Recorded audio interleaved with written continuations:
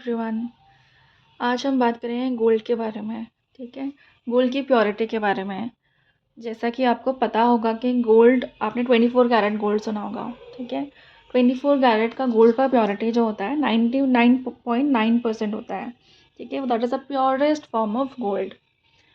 ठीक है, तो अभी बहुत सारे ब्रांड्स हैं जो 18 carat gold, 14 carat gold, 9 carat gold भी लॉन्च हो गया है रिसेंटली, है ना।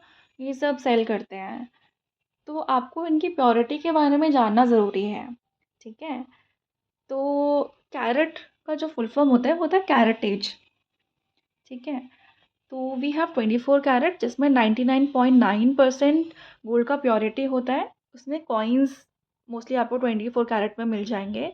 देन वी हैव 22 कैरेट जिसमें गोल्ड का जो प्योरिटी है 91.6% होता है। बाकी जो रिमेनिंग है वो होता है अदर एलॉयज़। बाकी एलॉयज़ में क्या आता है, जैसे कॉपर हो गया, जिंक हो गया, पलेडियम हो गया, एल्यूमिनियम, है ना। ये सब होते हैं बाकी एलॉयज़ जो मिक्स किए जाते हैं। उ उससे थोड़ा-सा ना उसका हार्डनेस बढ़ जाता है। 24 कैरेट गोल्ड बहुत सॉफ्ट होता है, व्हेन यू ऐड एलॉयज़ तो थोड़ा-सा ना वो हार्ड हो जाता है। ठीक है, then we have 18 carat and 14 carat. 18 and 14 carat gold जो होता है वो बहुत हार्ड हो जाता है क्योंकि उसमें एलॉयज़ मिक्स होते हैं।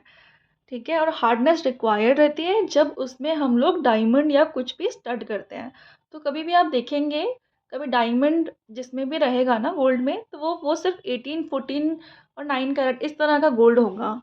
ठीक है, क्योंकि हार्डनेस रिक्वायर्ड रहती है।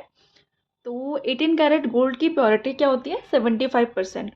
ठीक है, 14 कैरेट गोल्ड की प्योरिटी होती है 58.5%। ठीक है, तो जो प्लेन गोल्ड ज्वेलरीज होती हैं वो 22 कैरेट में बनता है, 18 कैरेट में बनता है और 14 कैरेट में बनता है।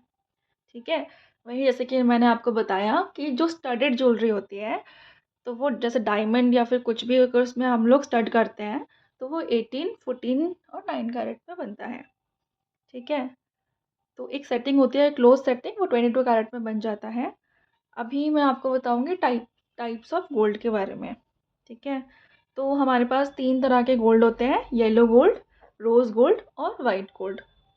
ठीक है, येलो गोल्ड तो आपने देखा ही होगा, सबके घर पे होता है।